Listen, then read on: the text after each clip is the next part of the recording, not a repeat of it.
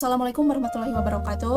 Saya Jira Fajrianti Ermadi dengan NIM 50092200023. Di sini diberikan kesempatan untuk mempresentasikan topik mengenai manajemen risiko rantai pasok, yang mana di dalamnya menjelaskan pentingnya manajemen risiko rantai pasok, metode identifikasi, penilaian risikonya, strategi mitigasi yang digunakannya, hingga proses monitoring dan evaluasi yang menjadi langkah akhir dalam memastikan efektivitas dalam manajemen risiko rantai pasok.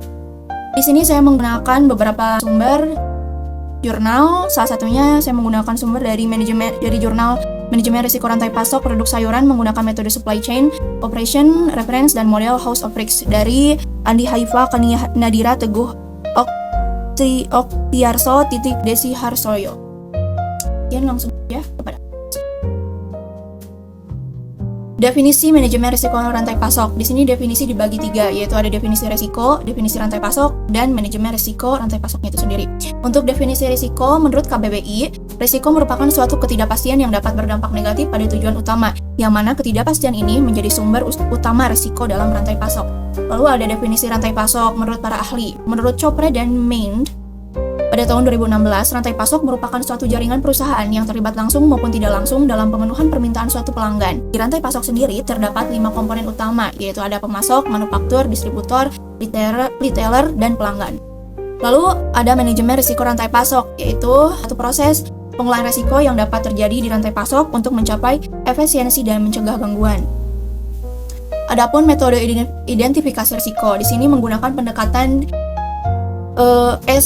SCOR atau SCORE atau Supply Chain Operation Reference. Pendekatan di sini menggunakan 4 pendekatan, yaitu Plan, Source, Make, dan Deliver. Untuk plan sendiri merupakan risiko perencanaan, misalnya kenaikan harga bahan standar atau ketidaksesuaian pesanan. Source, yaitu risiko pengadaan, yaitu kualitas bahan standar yang tidak baik atau jumlah yang tidak sesuai. Lalu ada pendekatan Make, yaitu risiko pembuatan, misalnya adanya kerusakan barang selama proses produksinya. Lalu ada Deliver, yaitu risiko pengiriman, misalnya keterlambatan atau kerusakan barang.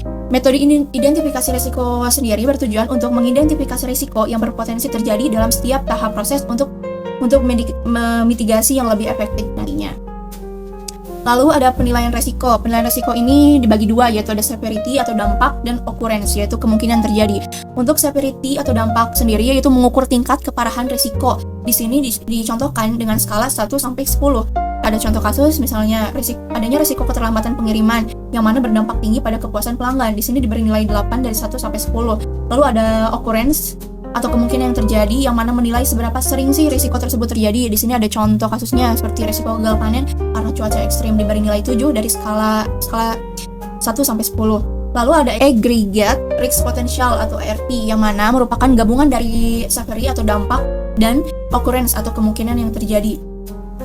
Lalu ada strategi mitigasi risiko yang mana untuk menangani risiko yang sudah diprioritaskan tadi, gunakanlah pendekatan HOR atau House of Risks, yang mana terdiri dari 2 fase utama, yaitu fase 1 mengidentifikasi agen risiko primer dan penentuan nilai ARP untuk prioritas mitigasi, dan fase kedua yaitu strategi mitigasi untuk agen risiko prioritas, yang mana contohnya di sini seperti meningkatkan sistem transportasi, pelatihan energi kerja agar bisa mengontrol kualitas, dan menggunakan teknologi sebagai monitoring stok dan permintaan.